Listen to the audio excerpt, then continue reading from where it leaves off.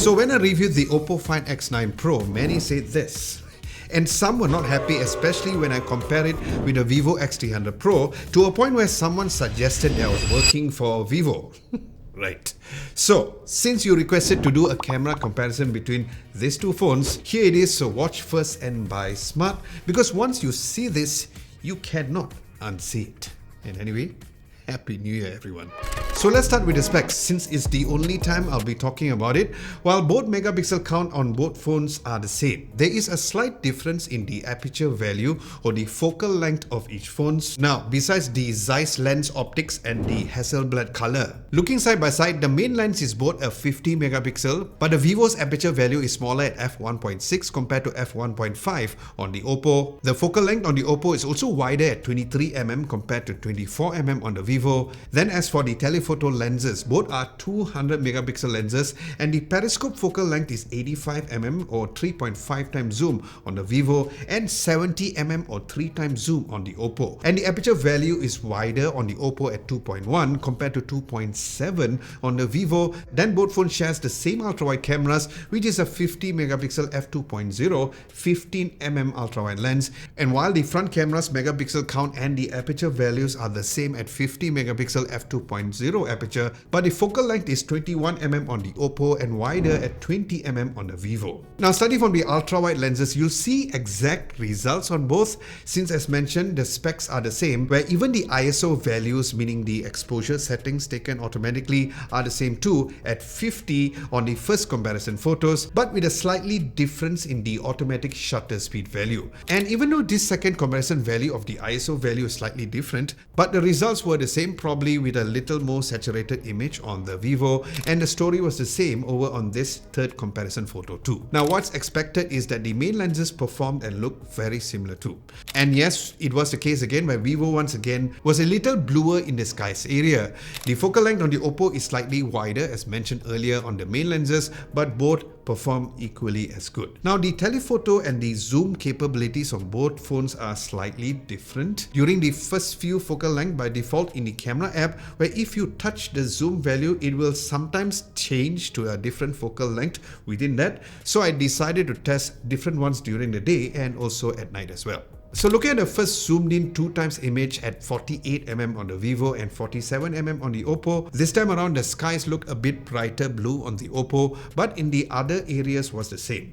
Next, looking at both of the optical periscope lenses, the Vivo's 85mm and Oppo's 70mm look great, but just a slight color difference. Like how it was previously before this, the Vivo is at 85mm, so you'll notice a difference in crop values side by side. Then the focal lengths start to differ, where this 242mm on the Vivo and the 233mm on the Oppo are 10 times zoom, still maintaining great details and quality as well. Then at 20 times zoom, you almost see the Maybank writing at the Merdeka 118 tower, but not very clear, which is understandable since it's a very cloudy area far ahead, where it gets more smudgy from the 50 times zoom onwards. But the sharpness of the building was better on the Oppo, and while Oppo can go up to a maximum of 120 times zoom, the Vivo is limited to 100 times zoom, but as seen in both images side by side, I wouldn't use any one of them.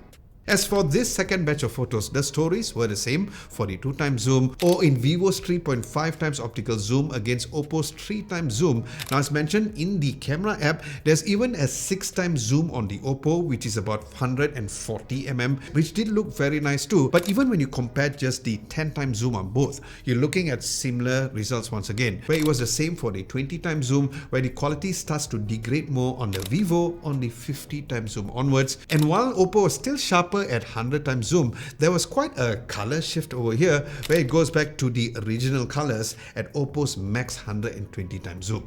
So based on this, if you're zooming up to 10 times, you won't really see much of a difference just beyond 20 times as seen in these sample photos. Now, like the zoom values earlier, the portrait mode has different focal lengths to choose from in between the default focal length in the camera app. Now, firstly, the 1x portrait mode focal length is the same on both of the main lenses, and it did well on both on this 24mm and 23mm. Even in this wide angle at 23mm on the Oppo, the edge detection was really good, and the edge detection was consistently good at 35mm on the Vivo and 47mm on the Oppo. So it was on the 50mm on the Vivo and 70mm on the Oppo, while maintaining the same colors throughout. Now, while Oppo has a focal length up to 85mm max, we shall show you a portrait mode at night for that particular value, but compared to the 85 max value on the Oppo, Vivo has an additional 135mm to really get that nice portrait photo look. And the same could be said for portrait mode on objects too.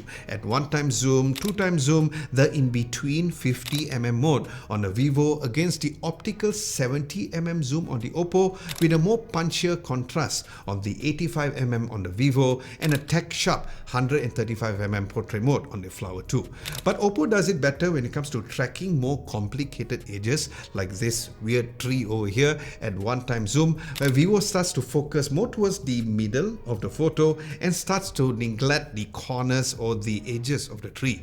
But both were the same at 50mm on the Vivo and 70mm on the Oppo, where Vivo once again goes closer to 135mm. Then when taking photo of a person with a darker skin color, the skin tones on Vivo was more color accurate compared to the Oppo, where this time around the Oppo made things a tiny vibrant, especially on its orange collars, and the story was the same throughout the portrait mode over here, maintaining the best subject to background blur on both, with Vivo once again going up to 135mm in this portrait mode. Then as for the portrait selfie photos, I tried it in two different situations, one with the light shining towards my face and another one with a backlight. Now looking at this first wider selfie portrait photo, while both look great and had excellent dynamic range too, but Vivo did apply some sort of a beauty mode on my skin tones even when I turn it off completely, so I prefer the selfie photos on Oppo because of how it looks more real life with my more wrinkly parts of my face showing all the way.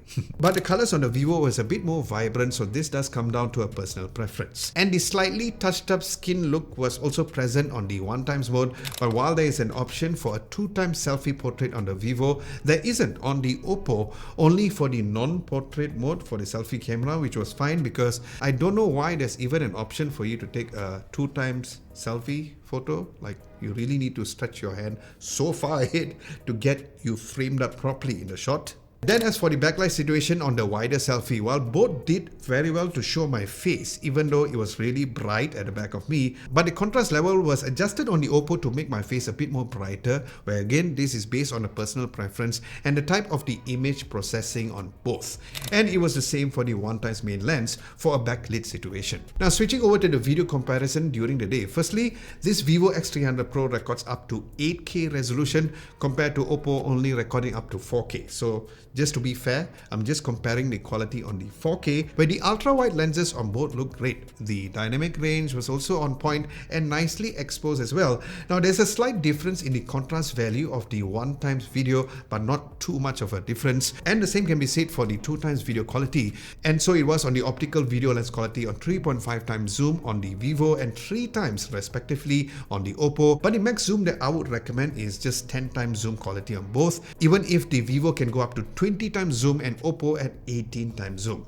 Now stabilization for the ultra-wide lenses were great on both, very gimbal-like and nice. So it was for the 1x stabilization, but it was better on the Vivo at 2x stabilization, and the Oppo stabilization becomes better back again on the optical 3x zoom. So it was on the Vivo X300 Pro 2 up to 10x stabilization as well, compared side by side with the Oppo. Now before I move forward, in my in-depth review, I mentioned there was a color shift in real time when I switched between the 2x to the 3x mode when I was using the Oppo Find X9 Pro. Well, I had to test it out again, and this time I made sure that I toggle on the lock white balance while recording videos, which was nicely pointed out by a person named Chiman in the comments. Now what's surprising is that before recording, the color shift was not there. It was really nice in terms of the white balance. But when I hit record, you will see the color shift compared to Vivo, which maintains the white balance when switching between the 2 and the 3x in real time. So it's definitely not a hardware issue where Oppo needs to fix this in post. Next, while both phones can record log video recording, Vivo gives you a more flatter profile on the colors before grading it, while each brand did not state the number of the stops of the dynamic range it provides or the color bitrate officially, and while each has the ACES and the Dolby Vision certification workflow, because Vivo is slightly flatter in the color, you can adjust the colors a bit more on the log footage for the Vivo X300 Pro. Then as for the front video quality, starting from the ultrawide 4K quality, they look great. The quality of the skin tones was exactly how it was on the photos mentioned earlier, but the exposure of the background skies on the Oppo was not as good as the Vivo, as the dynamic range still didn't improve even at the one-time zoom. But the good news is that if it's something that you appreciate, the 2x mode that I talked about,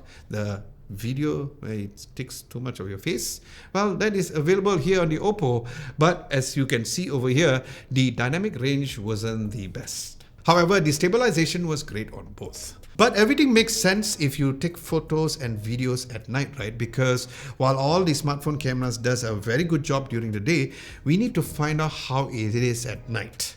Now, before that, if you want a web article version of this together with the picture samples and a written recap as well, we do have one at our website at www.adamlobo.tv. Links to the website will be down below, where we also have some daily tech news over there too. So the nighttime photos on the ultrawide lenses were great on both, in terms of the highlights and the shadows, but when it comes to the sky's accuracy, the Oppo did better, where the skies were more black and true to life instead of overcompensating it and making it bluer instead. But if it's more of a combination of lights and darker areas of the image, both look great as seen in this second comparison images. Then the color accuracy was heavily improved on Vivo's main lenses at night for the first scene, and it looked great on the second set of images as well. Then the different focal length on the telephoto lenses look equally as good when comparing Vivo's 48mm against Oppo's 47mm, and since Oppo's optical telephoto is at 70mm, if you compare that with Vivo's 85mm, if you zoom in close to the McDonald's drive-thru sign,